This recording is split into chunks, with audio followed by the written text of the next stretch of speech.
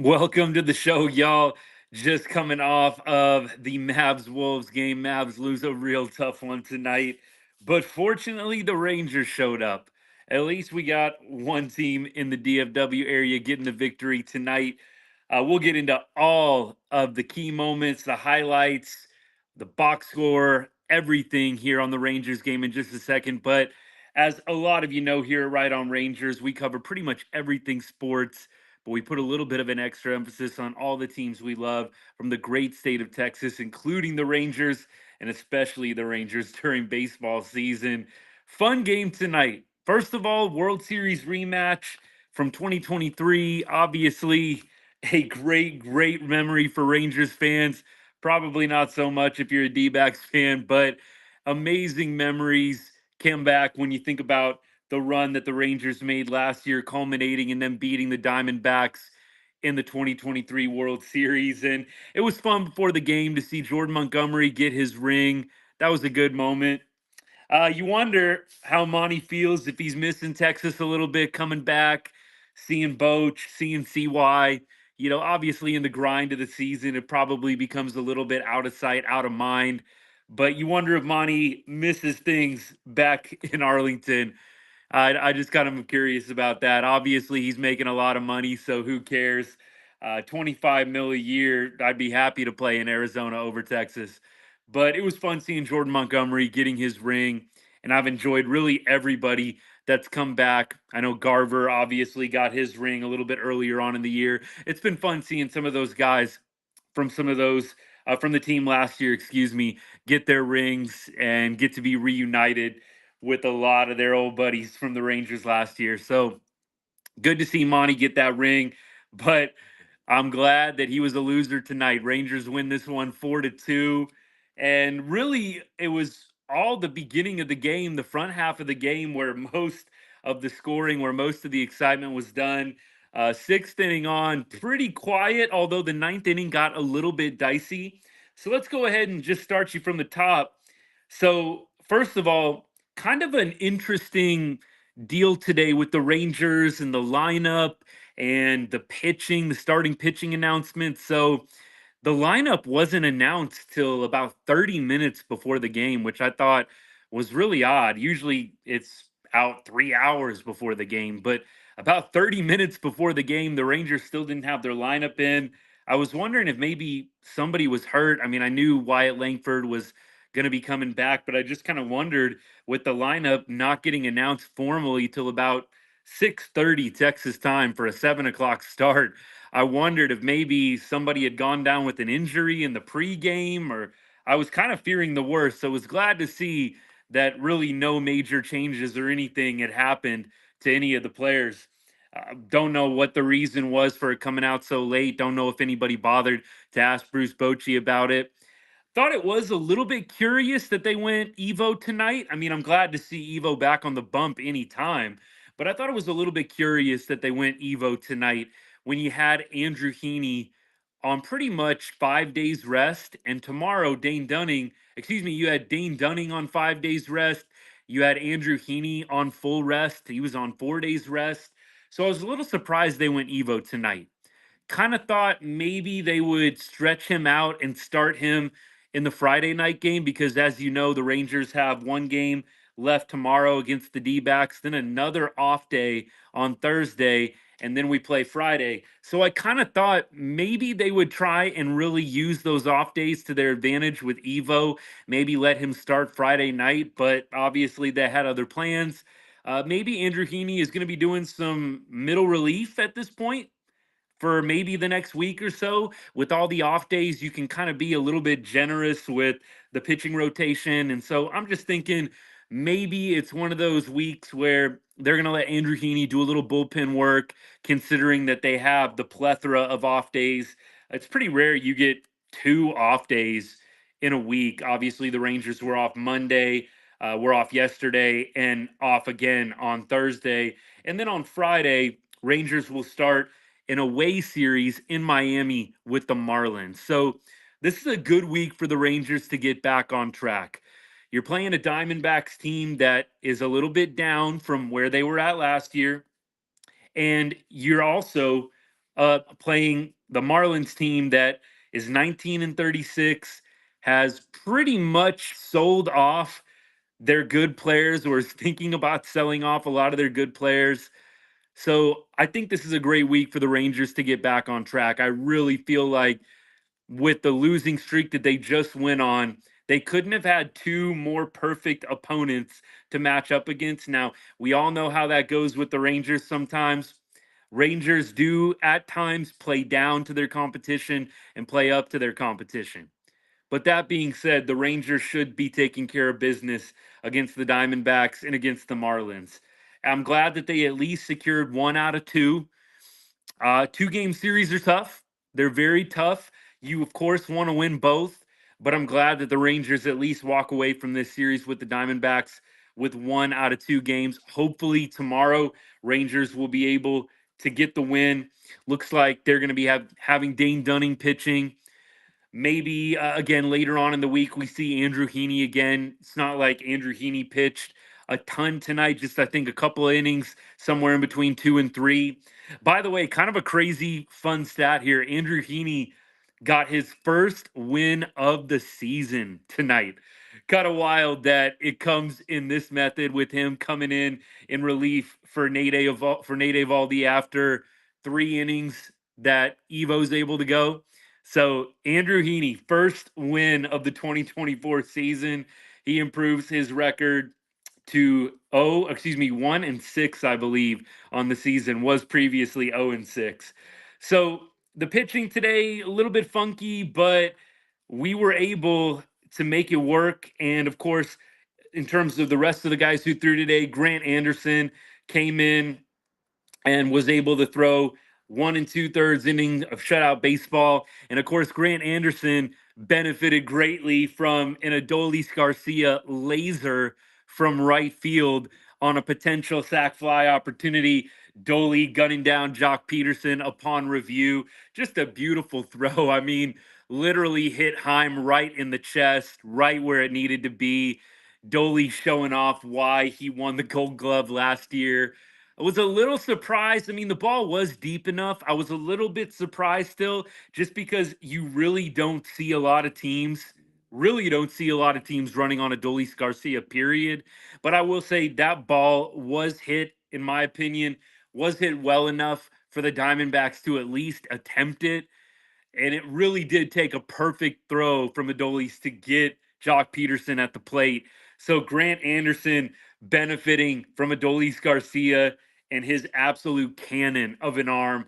That was a really, really fun play. Got to be one of the defensive highlights of the year. And Doli honestly doesn't have too many outfield assists this year, and it's because not a lot of teams are willing to run on him. So fun that finally somebody decides to test him and it doesn't go so well. I mean, that only is going to reinforce teams not wanting to try very much, not wanting to try anything against Adolis Garcia. So that was fun.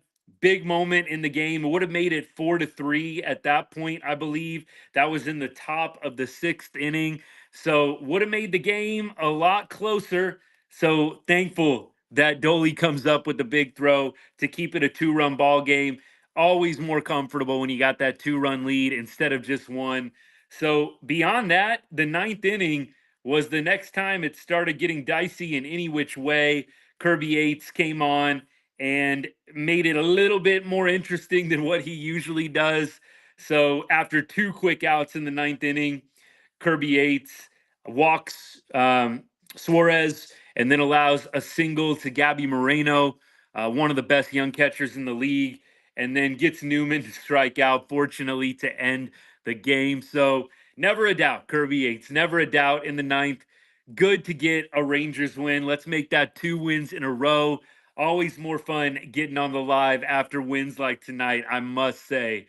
So there's the pitching roundup for you. Once again, the Rangers bullpen allows 0 runs. So the pen goes 6 innings, 3 hits, 2 walks, and 7 strikeouts. That's quite the stat line from the bullpen.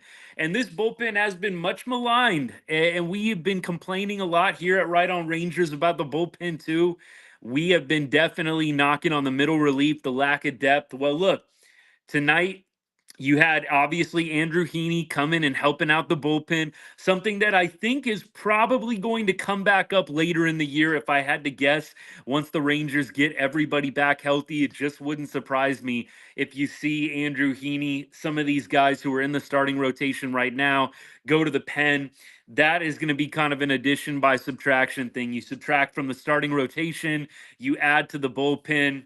I think that that's probably going to be the play for bullpen depth. Not saying the Rangers wouldn't be wise to go out and maybe try and get another arm if at all possible. But I will say this, the plan might be really this whole time to add to the pitching in the bullpen by subtracting from that starting rotation. We'll see what they end up doing, but the bullpen goes 6 innings of shutout baseball tonight, 7 strikeouts. David Robertson, Kirby Yates, the usuals come in and slam the door in the 8th and the 9th inning, respectively. Robertson, that's his 12th hold of the season, which, in my opinion, is just about as good and valuable as a save. Obviously, saves get all the love, but the holds in the bullpen just as important. So Robertson up to 12 holds on the year. And crazy enough, Grant Anderson gets his first hold of the season. That's pretty wild, but it is a testament to the fact that Anderson really is not being used in a lot of high leverage situations. So tonight was one of those nights he finally got an opportunity. Grant Anderson did in a save type situation with a close game, Rangers with the 2-run lead, and he's able to come through with an inning and 2/3 of shutout baseball with 2 strikeouts. Happy for Grant Anderson. That ERA sitting at about 7.50 on the year. That's not good. And I think there were obviously a lot of talks considering that ERA of him not sticking for very long with the big league club. I want to see Grant Anderson succeed. Nights like tonight are going to go a long way for him sticking around with the Rangers for a while this season. So, beyond that, let's go to the box score, and then we'll talk about the myth, the man, the legend, Corey Seager. So, Seager, obviously, his one hit of the game, one walk as well in this one. So Sieg's technically on base twice. But Corey Seager with the huge 5th inning blast. And you got to just feel that the Diamondbacks are just permanently scarred by Corey Seager. Permanently, eternally scarred by Siegs and what he did to them in the World Series last year. So in the 3rd inning, pretty early, right? Pretty early on in the game.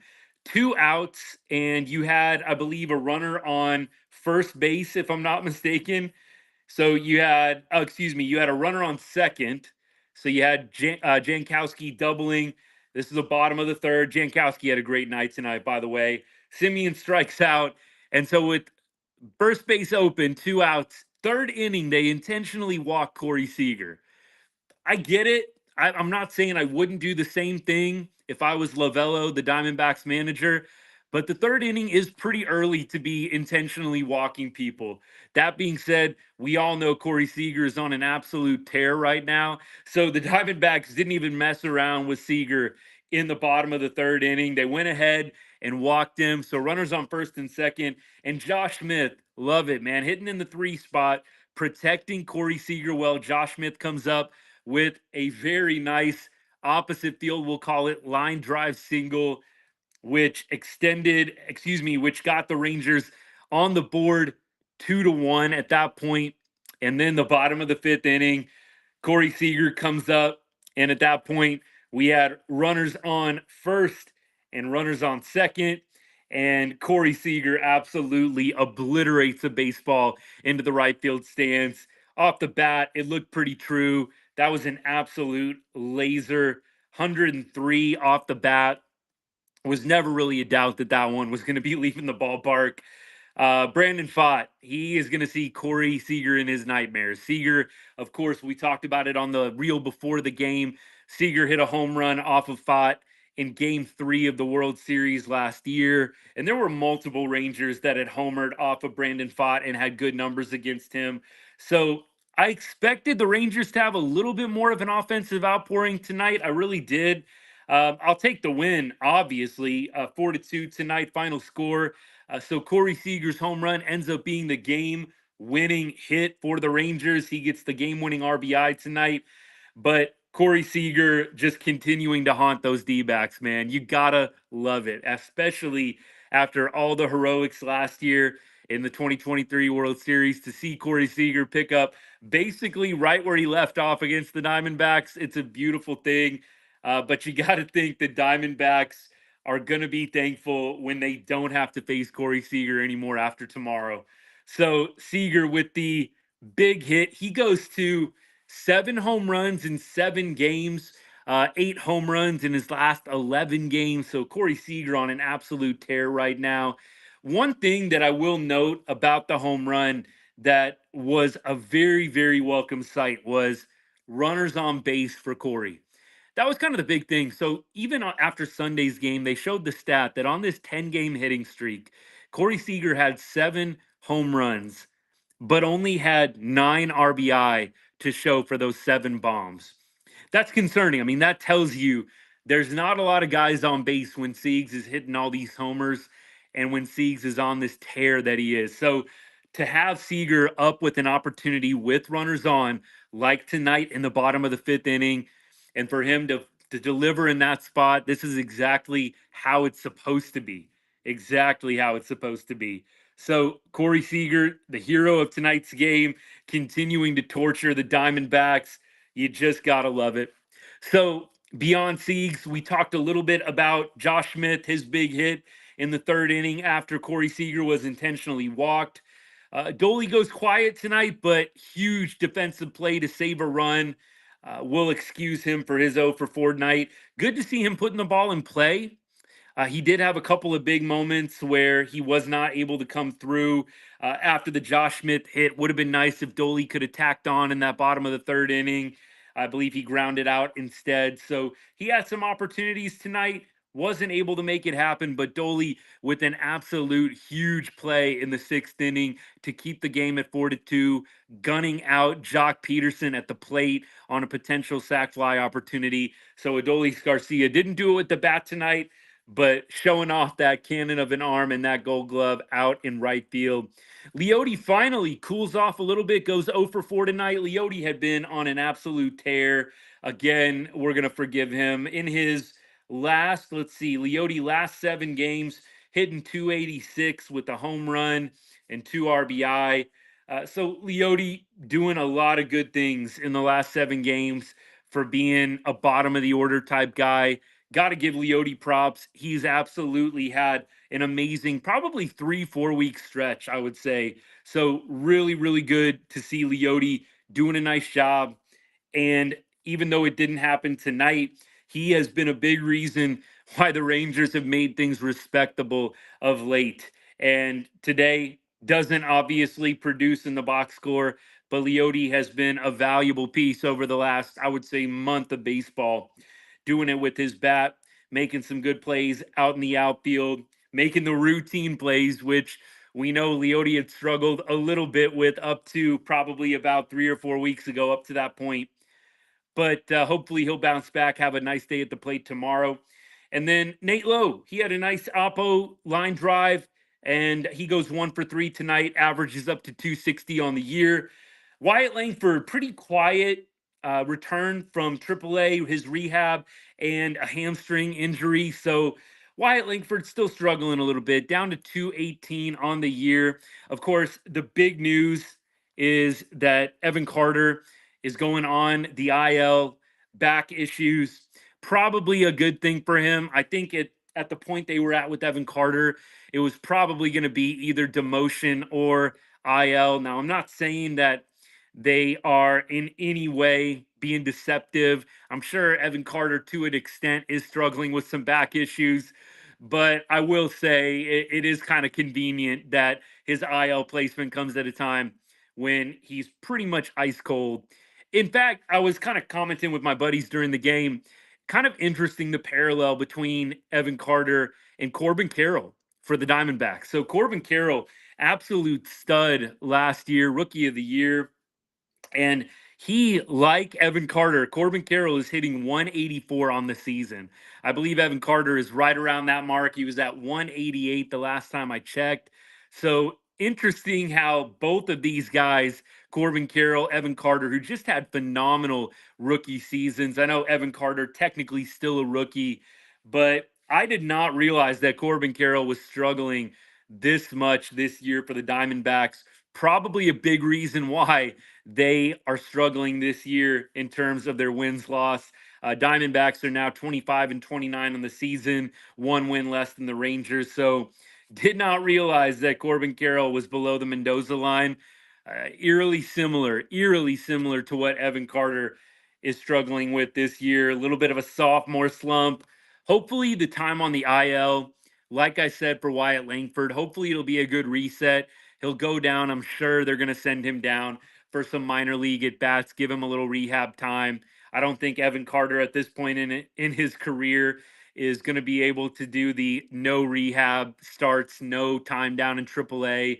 I think it's actually vital that he goes down there and spends some time getting some minor league at bats, getting more comfortable. Hopefully he comes back from that and he's better. But just like I said for Wyatt Langford, if Wyatt continues to struggle over the next couple of weeks, I really do think a send down is in order. I really do think that needs to happen. It's concerning to see both of these guys struggling so much. They may just not be quite ready yet, and that's okay. That's why you have those options. That's why you have those send downs available. And I don't know if I'm on board with the argument of trying to save their confidence by not demoting them. I think it can be just as hurtful to the confidence to keep them up at the big league club and have them struggling this much. So Langford now down to 218 on the year. He goes 0 for 3 tonight with a strikeout. Definitely a little bit concerning. We'll keep our eye on how Wyatt Langford's doing. But beyond that, Jonah Heim goes 1 for 3 with the run scored. And Travis Jankowski, he is going to find himself, I think, getting a little bit more playing time with the Evan Carter injury. So at this point, we've got a little bit of an opportunity for Janko to prove his worth, his value. I think a lot of people would not mind at all, seeing Jankowski getting some more playing time. I know I wouldn't. Look, I don't think he's going to be a 300 hitter for you, but he is a more consistent player at this point than Evan Carter is. Now, is there more upside with Carter? Absolutely. But at the same time, is there more consistency and reliability in a player like Jankowski? Yes. So I'm glad to see Jankowski getting some solid playing time. If he can just hit 250 for us, maybe have like a 333, 350 on base clip, I'll take that. It's obviously a lot more production than what we've been getting out of Evan Carter up to this point. So really glad to see Jankowski getting an opportunity here, but also making the most of it. Going 2 for 3 tonight with a run scored. Incredible night for him. Hitting out of the 9th spot, turning things over for the top of the order. You love to see it. Hopefully Marcus Semien can get on track here. He is struggling right now. Average down to 249 on the year, 2 strikeouts tonight. Simi is kind of gone with these up and down streaks up to this point. So he's in a little bit of a cold spell right now. Hopefully tomorrow he can come out before the off day, have a nice day before that weekend series in Miami. But when Semien and Seager are both going, I don't know if we've got both of them heating up at the same time quite yet this year. It's been like Semien's hot, Seager's cold, Seager's hot, Semien's cold. Hopefully there can be a stretch where we get both of them on the same page, and then this lineup can get real dangerous real quickly. All right, we'll do a quick pause here. We'll check some comments. What's up, guys? I know there's a few people in the comments. Yeah, a few people hating on the Rangers. Shocker. Yeah, easy to hate on the World Series champion Rangers. But hey, I appreciate y'all tuning in. Thanks for the comments. But go Rangers. You know, every night, rain or shine, win or loss, we'll be here. Y'all can keep coming back. No problem. All right. I think, yeah, just a couple of comments to highlight here. Natalie, what's up? I think both could definitely stand to be a little bit more aggressive, no doubt. It's a kind of a fine line. You know, sometimes over aggressiveness can lead to struggles, can lead to swinging at bad pitches. So it's a balance, but I definitely appreciate that sentiment, no doubt. Now let's turn our attention to the game for tomorrow, shall we? So tomorrow, Wednesday, we have a 1:35 game, so it's kind of a getaway game for both teams. So early start for tomorrow. We've got Dane Dunning on the hill, and just to kind of preview things for you, we've got some career numbers. It looks like nobody on the Rangers has really seen Nelson in the regular season. Now, I do think that we saw Nelson last postseason, and I don't think the numbers were terrible, but not a huge sample size for the Rangers against Nelson this year. Now, it should be said, Ryan Nelson has a 6.03 ERA. He has not been pitching very well this year. So, allowing a lot of base runners, looking at his numbers, last 7 games, he's allowed 19 earned runs. So, look, not phenomenal from him. He is definitely off to a little bit of a rocky start. So, tomorrow could be another good opportunity for the Rangers to score some runs, get a win.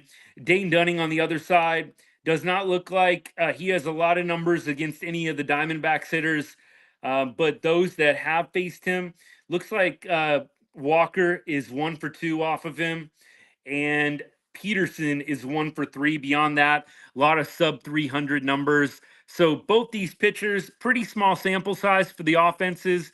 So I'm not really sure if there's a whole lot that we can take away from the preview here, but I will say this: Dane Dunning, a little bit rocky in his first start back from the IL. I'm absolutely curious to see how he does in his second start back from his stint on the injured list. Hopefully, the bats can give him a little run support, take some pressure off.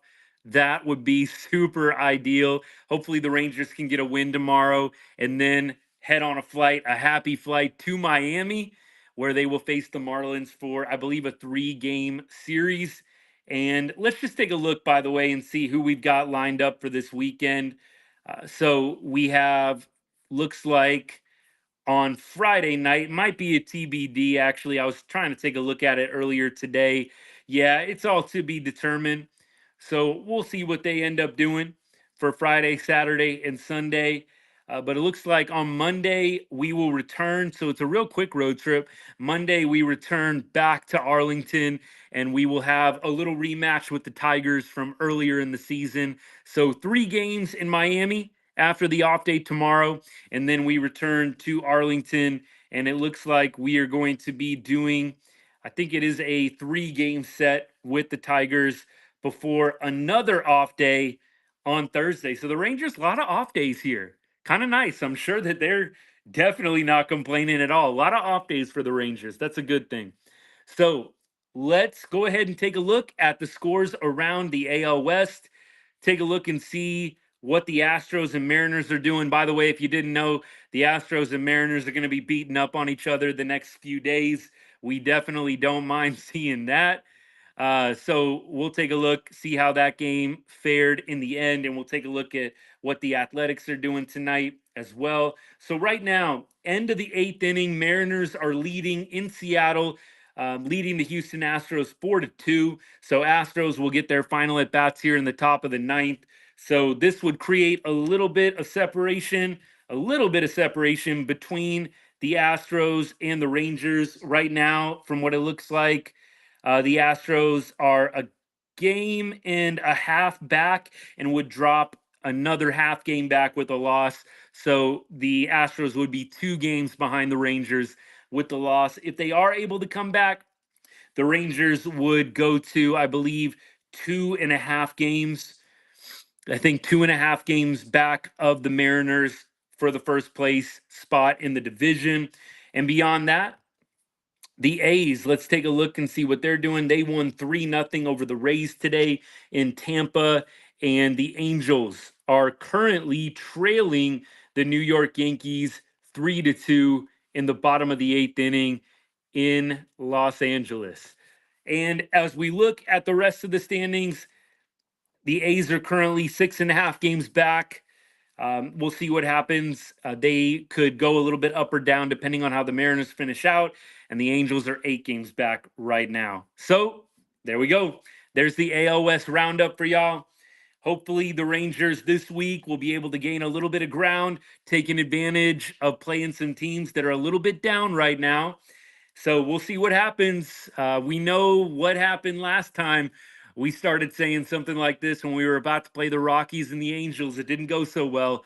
Hopefully, this time around, the Rangers won't play with their food, won't mess around, and will take care of business against some subpar teams. The Diamondbacks, obviously, in a little bit of a struggle right now at the beginning of the year, and the Marlins kind of in full white flag mode at this point, trading off Luis Ariz and starting probably to trade off, I would imagine, a lot of their other players too, especially ones that are going to get some good returns. So that's the plan. We'll see if they can do it. We'll see if they can take advantage. Well, all right, y'all. I'm glad that the Rangers got a victory because that was a tough Mavericks game to watch. Tough Mavs game to watch. Hopefully, they can go back in game five, wrap up things so they can get some rest. Boston is just sitting there licking their chops right now. So disappointing. Luca, Kyrie off night, and it still took pretty much everything Minnesota had. So I think that I still feel pretty confident about the Mavs' chances of closing things out, but it's hard getting that final game sometimes, especially now going on the road. Would have been great to close it at home. We'll see what game five holds, but we'll be back tomorrow. We'll put out a video in the morning at some point, and then we'll go live after the game, maybe in the evening. So that is the plan for now, guys. Want to say I appreciate all y'all tuning in. Thank you for liking. Thank you for watching. Thank you for sharing this with another Rangers fan. You know, somebody who loves the Rangers. You know, somebody who loves baseball. Thanks for sharing this. It means a lot. And as we always say here at Ride on Rangers, y'all, God bless and go